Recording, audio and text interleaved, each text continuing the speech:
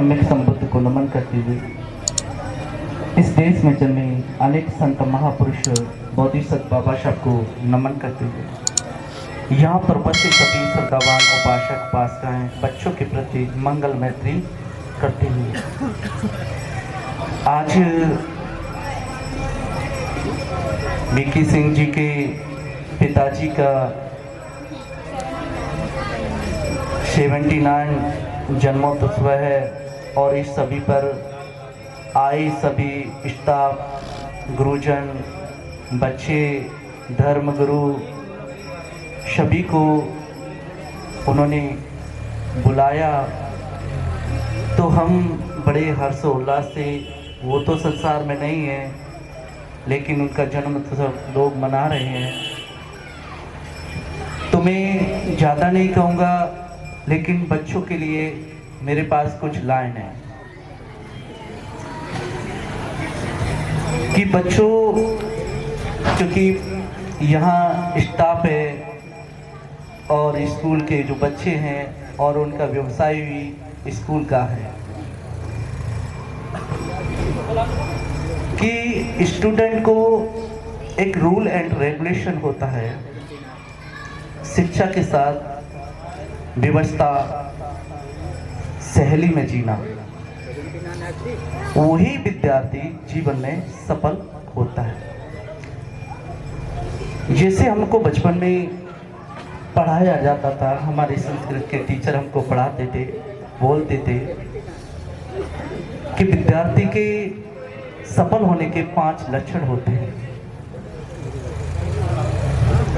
वो बोलते थे काक चेष्टा बको ध्यानम श्वाम इंद्रा तदेव च अल्पहारी गृह त्यागी विद्यार्थी 5 लक्षणम। जब वो हमको बोलते थे कि विद्यार्थी में सफल होने के लिए क्या ये लक्षण जरूरी है,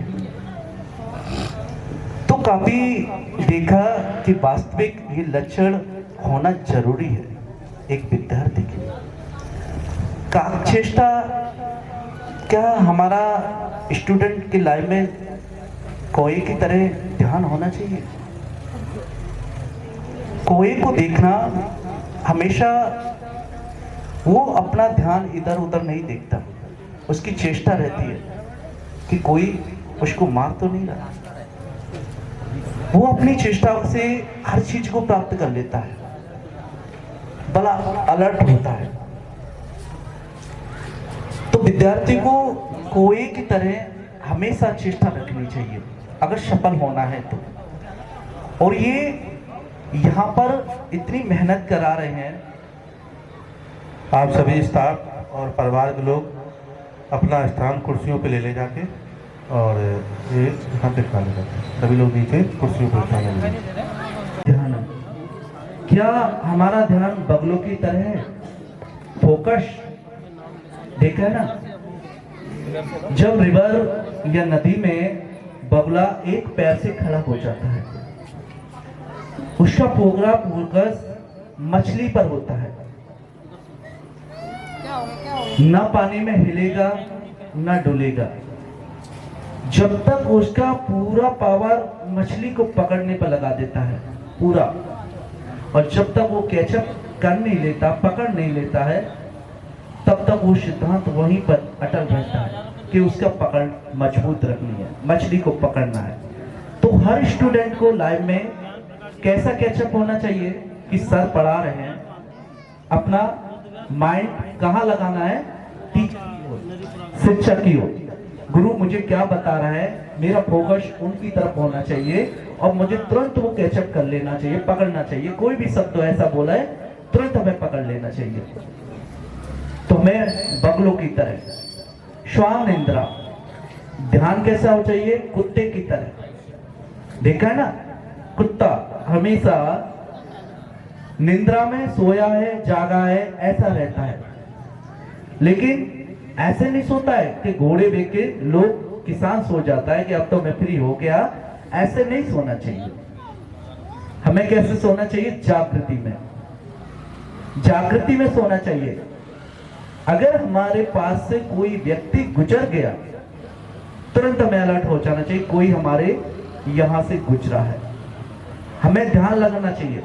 अगर तुम गहरी निंद्रा में सो गए, गहराई से सो गए, कोई भी चोर आया तुम्हारे घर से चुरा के ले गया, कोई भी वस्तु तुम्हारी उठा ले गया और आप ऐसे सोते रहे, तो ऐसे सोने से क्या फायदा मिलेगा? तुम्हें हानि हो जाएगी। लेकिन स्टूडेंट को जिंदगी भर एक जागृति अवस्था में सोना चाहिए, क्योंकि उसे पढ़ना भी है। ऐसे सोना चाहिए। ऐसा नहीं है कि सो गए सुबह उठ रहे हैं स्कूल लेट हो गए, ऐसा नहीं सोना चाहिए। अल्पहारी, चौथा हमें अल्पहारी होना चाहिए। अल्पहारी मतलब जैसे बैलेंस डाइट, यानी ऐसा नहीं है कि स्टूडेंट हैं अरे आज तो अच्छा बना है खाना, दब के खा लेते हैं, कोई बात नहीं कल पढ़ लेंगे, ऐसा भी नहीं करना हमको। यानी भोजन की मात्रा को हमें जान लेना चाहिए कि कम भी नहीं खाना चाहिए जिससे शरीर कमजोर हो जाए, और इतना अधिक भी नहीं खाना चाहिए, अतिसार नहीं हो जाए कि हम बीमार पड़ जाएं। तो हमें कैसी बैलेंस चेक कर लेना चाहिए? मध्यम वाला, ना अधिक और ना कम, हमें बीच में खाना चाहिए।